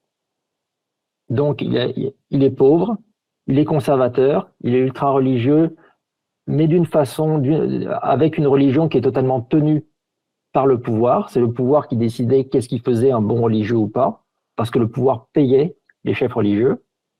Et donc, du coup, au début du 19e siècle... Du 20e, tu veux dire, pardon. Fin du 19e et début du 20e. Ouais. Parce que là, on est dans cette période-là. Il meurt à la fin du 19e. Début du 20e, du coup, même les rois les plus progressistes se retrouvent avec un pays qui est en retard, qui a une caste religieuse conservatrice extrêmement dure, aussi, beaucoup plus dure que les pays voisins, et qui est en retard d'un point de vue économique d'une façon très difficile à réparer. Parce qu'il y a déjà en plus de tout ça, il y a toujours cette pression, bien sûr, des pays étrangers qui ne changent pas.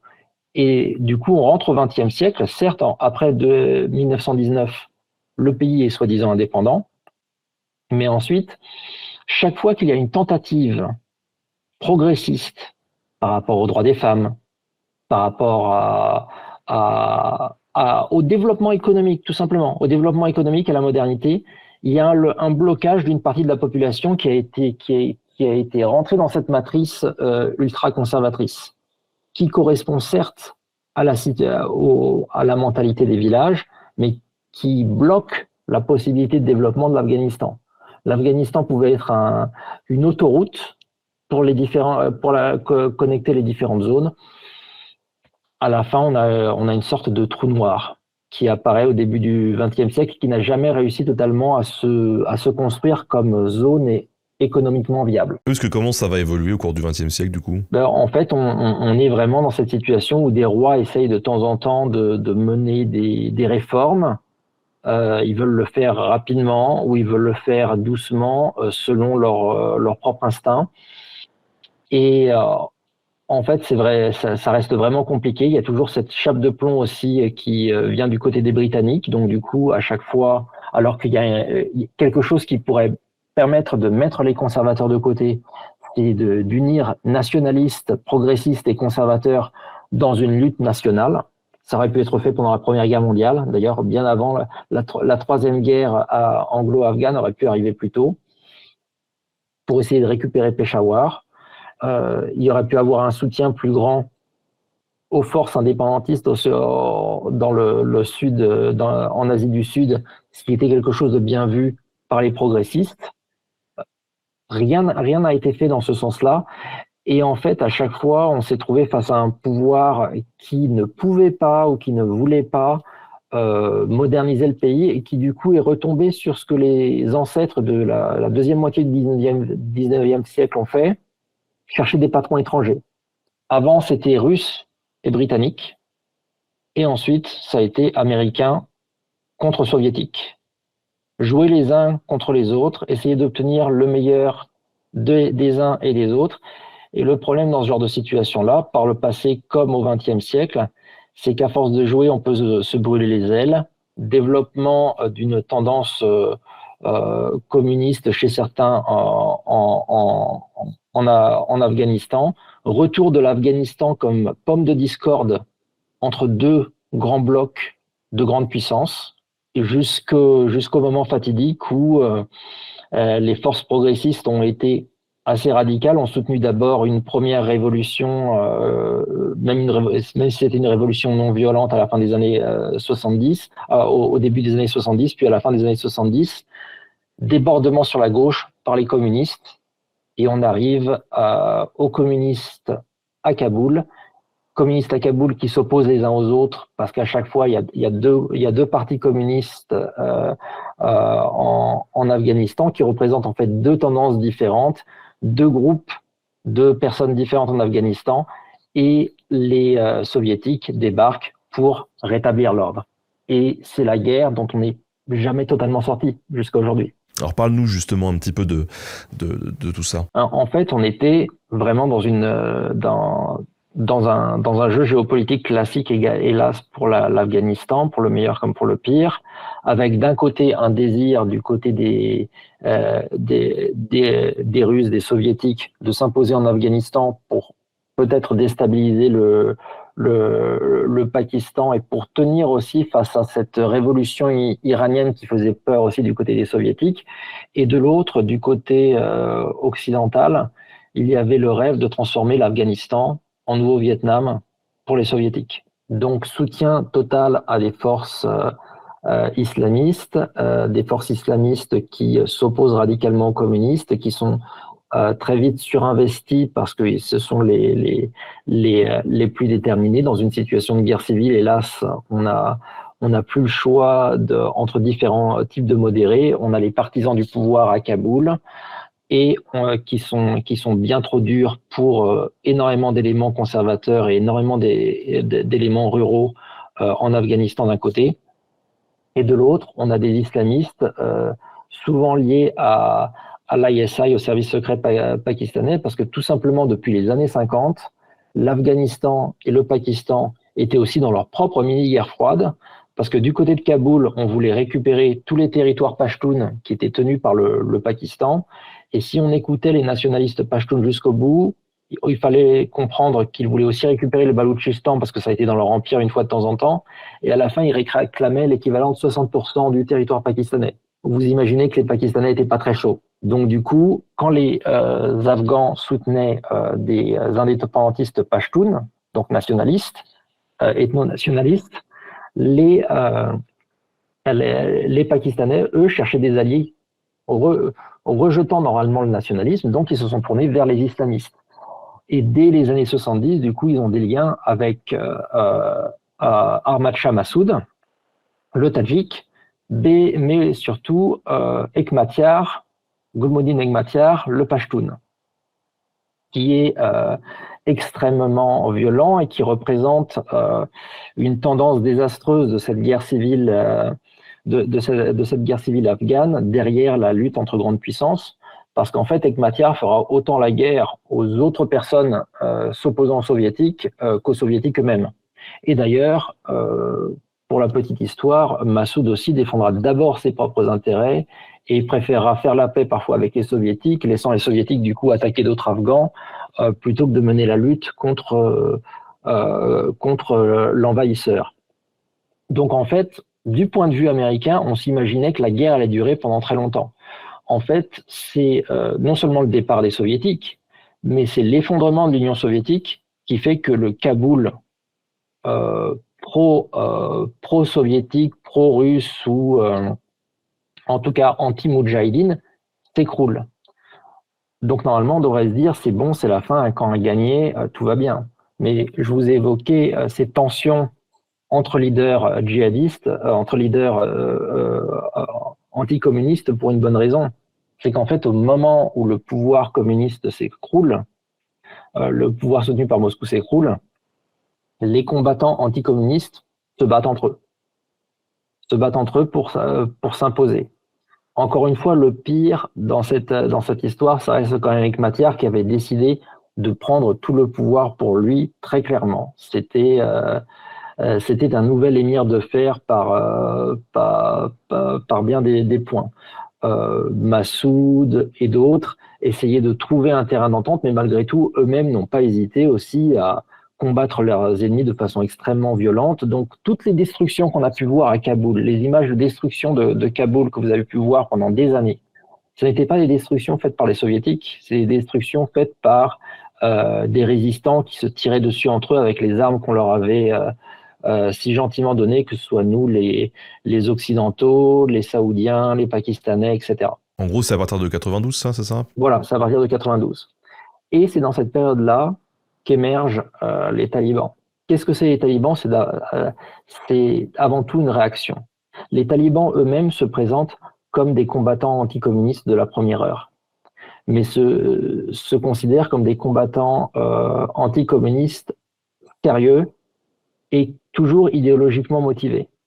Ils font la différence entre, en effet, des combattants qui, sur la durée, sont devenus très matérialistes, se sont investis dans le trafic de drogue, sont devenus en fait des chefs de guerre, et eux-mêmes qui avaient un positionnement, en fait, qui était le positionnement de la personne vivant dans un milieu rural pashtun au sud de l'Afghanistan et qui a vécu pendant des siècles dans une approche plutôt conservatrice, renforcée encore par l'époque de l'émir de fer. Donc en fait, ils veulent imposer une certaine vision de l'islam, qui est une vision rurale, qui est une vision ultra-conservatrice, qu'on peut retrouver ailleurs, mais pas forcément à ce niveau-là, et ils la voient comme une façon d'imposer l'ordre. Ce qu'on a eu du mal à comprendre dans la force des talibans, dans les années 90, mais ensuite jusqu'à aujourd'hui, c'est qu'on les présentait comme des gens qui apportaient la justice. Une justice expéditive, une justice violente, mais une justice. Et au début des années 90, c'est ce que veulent beaucoup d'Afghans, notamment des Pashtuns. Ils veulent retrouver la stabilité. Ils ne veulent plus de checkpoint à tous les points de rue. Et ça, c'est aussi quelque chose qui intéresse et les mafias de la drogue au sud de l'Afghanistan et au nord du Pakistan, et le Pakistan lui-même.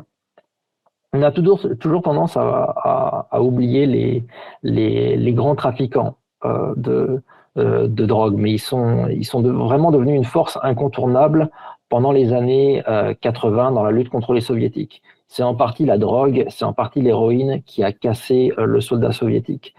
Pour tous ceux qui sont nés dans les années 80 et qui ont vécu dans des quartiers populaires français, on s'en souvient très bien parce qu'en fait aussi, il y a eu une épidémie d'héroïne dans nos villes en France à peu près à la même période. Et ça venait du même endroit, ça venait d'Afghanistan. Donc ces forces-là étaient là et voulaient de la stabilité parce que sans stabilité, pas de business. Et quand on regarde en fait le détail de ce qu'ont été les talibans eux-mêmes, Mollah Omar et les gens autour de lui, n'étaient pas des gens qui s'investissaient d'abord dans le trafic de drogue, mais ceux qui les ont soutenus, ceux qui les ont financés, ceux qui les ont armés au tout début, on a de gros bonnets de la drogue d'Asie du Sud, de cette région-là, qui tenaient le trafic aussi de camions allant du nord vers le sud, du sud vers le nord et du sud vers l'ouest, et qui faisaient aussi ce trafic de drogue par la même occasion. Et bien sûr, vous avez le Pakistan aussi, qui veut avoir une vraie stabilité en Afghanistan pour pouvoir se concentrer sur le seul ennemi restant, du coup, de leur point de vue, l'Inde, et qui veulent être tranquilles sur leurs arrières. Et si possible, pouvoir faire du business avec l'Asie centrale qui vient de s'ouvrir. Donc vous avez une convergence d'intérêts qui fait dire peut-être que les talibans, c'est pas une mauvaise idée. Donc il y a un soutien. Il y a un soutien financier qui arrive, il y a un soutien en termes d'armement qui arrive. Vous avez une aide technique aussi qui arrive en termes de... Les talibans, par définition, n'avaient pas d'aviation, n'avaient pas d'hélicoptère, mais ils ont pu récupérer un certain nombre de Pashtuns qui étaient dans l'armée communiste, qui ont juste appris à se faire pousser la barbe et qui sont passés du coup du côté de leurs frères d'ethnie. Et du jour au lendemain, ils ont apporté une petite aviation, des hélicoptères aux talibans. Mais malgré tout ça, ça demandait une aide technique aussi. Et l'aide technique, elle venait du Pakistan. Toute la zone Pashtun a été facile à conquérir. Ensuite, dès qu'ils se sont heurtés à Kaboul, dès qu'ils sont heurtés aux zones non Pashtun, ça a été un peu plus difficile quand même. Mais malgré tout, ils grignotaient de plus en plus l'Afghanistan jusqu'à pouvoir... Ils étaient prêts à s'imposer en 2001. Puis, le 11 septembre est arrivé. Très clairement, le Mollah Omar n'était pas au courant du 11 septembre. La relation entre talibans et Al-Qaïda a toujours été très compliquée. Le Mollah Omar s'est un peu fait duper, très clairement, et toute la tendance pragmatique qui existait chez les talibans, vous aviez les idéologues, vous aviez les pragmatiques, Mollah Omar était plutôt un idéologue, mais la tendance pragmatique qui voulait faire du business, qui voulait construire un pipeline allant de Turkménistan à l'Inde pour faire du business de gaz et gagner des royalties, eux étaient vus comme l'ennemi principal par Al-Qaïda à cette époque. Bien sûr, avec le 11 septembre, un tournant, les Américains ne peuvent que répondre, invasion.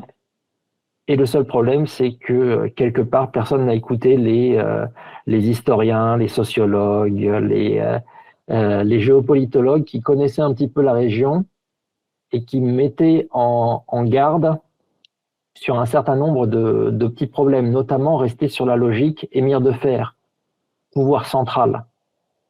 Rester dans une logique qui refuse en fait le compromis, alors que cette région a toujours accepté le compromis. Quand on se soumet à un ennemi plus fort, on ne perd pas forcément son honneur dans la tradition turco-persane. Des talibans étaient prêts à se soumettre à Karzai, à faire la paix, à faire véritablement la paix, si on leur faisait une petite place.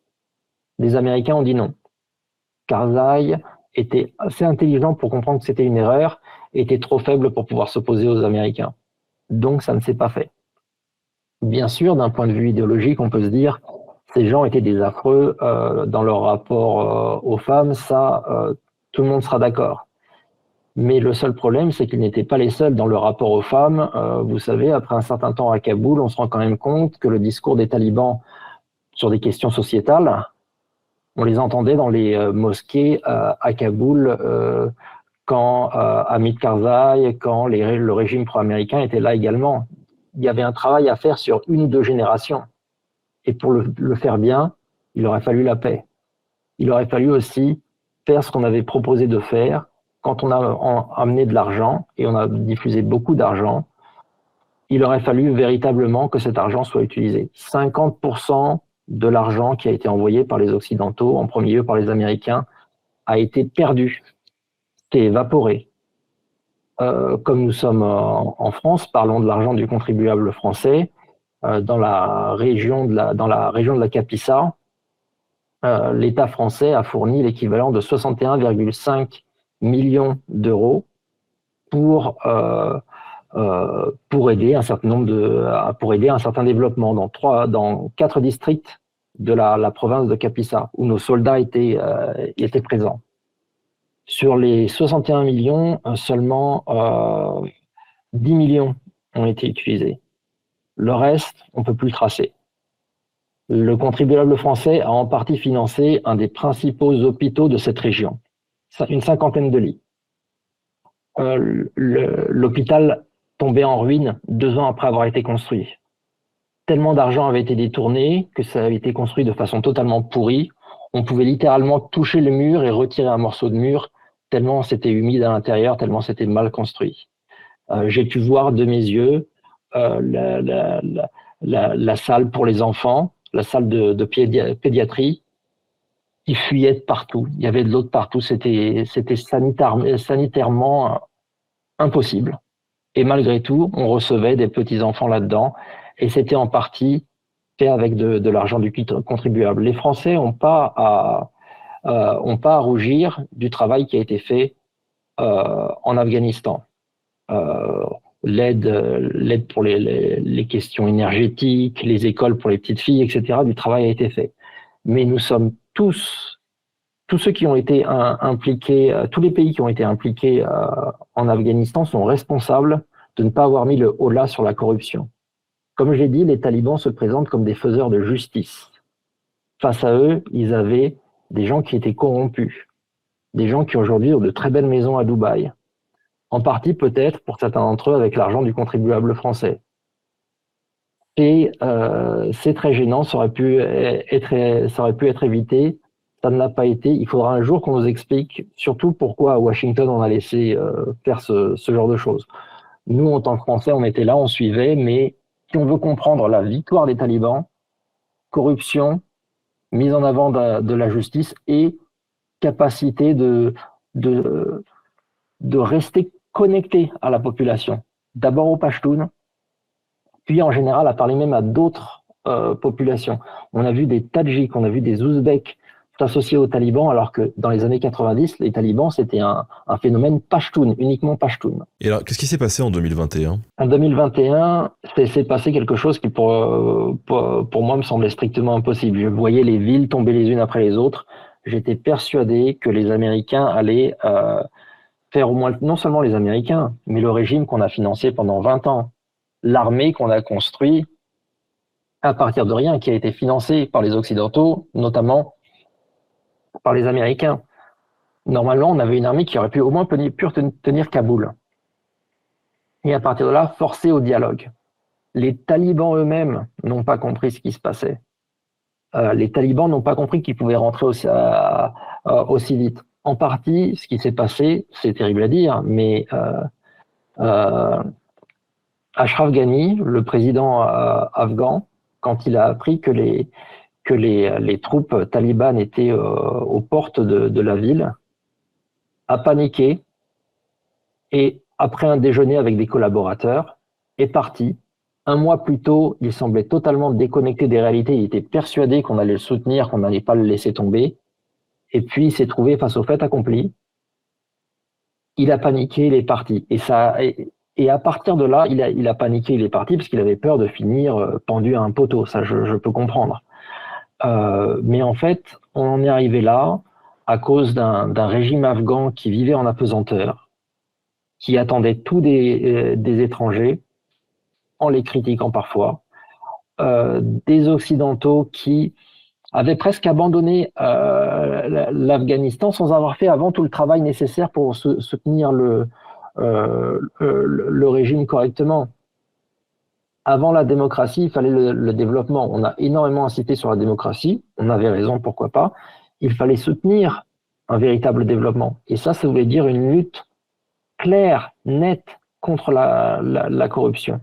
Ne pas voir autant d'argent disparaître comme ça à chaque fois. Parce que quand vous êtes dans un petit village afghan, quand vous annonce une route et un marché pas loin de votre village qui va vous sauver, qui va vous sauver économiquement et que ça ne vient pas, par contre vous avez de la corruption, vous avez une police qui prend des bakchiches, une police qui n'est pas assez importante pour vous défendre mais assez importante pour vous rançonner, ben à la fin, les choses peuvent tourner mal très vite, surtout si vous êtes, votre mère, votre sœur est un dommage collatéral de la guerre contre le terrorisme. Là, vous avez toute une famille qui passe de l'autre côté. Vous avez énormément de talibans qui, en fait, sont avant tout des gens qui ont voulu se battre face à une présence étrangère qu'ils considéraient comme leurs ancêtres au XIXe siècle, comme insupportable au bout d'un moment. Ça a poussé les Anglais à comprendre qu'ils n'étaient pas les bienvenus. Après 2 guerres, c'était bien de s'en rendre compte. Après 3 guerres, c'était bien de s'en rendre compte. Les Américains l'ont vécu après 20 ans sur place. Est-ce qu'on peut dire que les talibans des années 90, c'est les mêmes qu'aujourd'hui du coup? C'est pas la même génération, c'est pas la même mentalité, mais on n'est pas face à un groupe unifié quoi qu'il arrive. On l'a vu récemment, maintenant ça va faire 8-9 mois, des tensions entre Kaboul, là où se trouve le gouvernement qui gère les affaires courantes, et Kandahar, là où se trouve le centre spirituel, idéologique des talibans. Du côté de Kandahar, on a dit à la dernière minute, pas d'école pour les jeunes filles. Du côté de Kaboul, alors que du côté de Kaboul, dans les ministères, on a des gens qui ont pu nous faire peur un petit peu par le passé, notamment des gens du réseau Haqqani, qui est en gros un mélange de forces spéciales et de Cosa Nostra en termes de mentalité, islamiste en plus et radical. Mais ces gens-là ont dit il faut ouvrir les écoles de jeunes filles parce que notre population le veut et parce que si on ne le fait pas, ça va nous retomber dessus face à la communauté internationale. Ça ne fait pas d'eux des grands féministes, mais on retrouve cette tendance pragmatique. D'ailleurs, ce qui est assez amusant, c'est qui a soutenu cette idée? Des gens du ministère de l'Intérieur, tous liés au réseau Haqqani, donc le réseau qui nous faisait le plus peur, qui pouvait fricoter parfois avec Al-Qaïda, et le fils du Mollah Omar, Mollah Yacoub. On a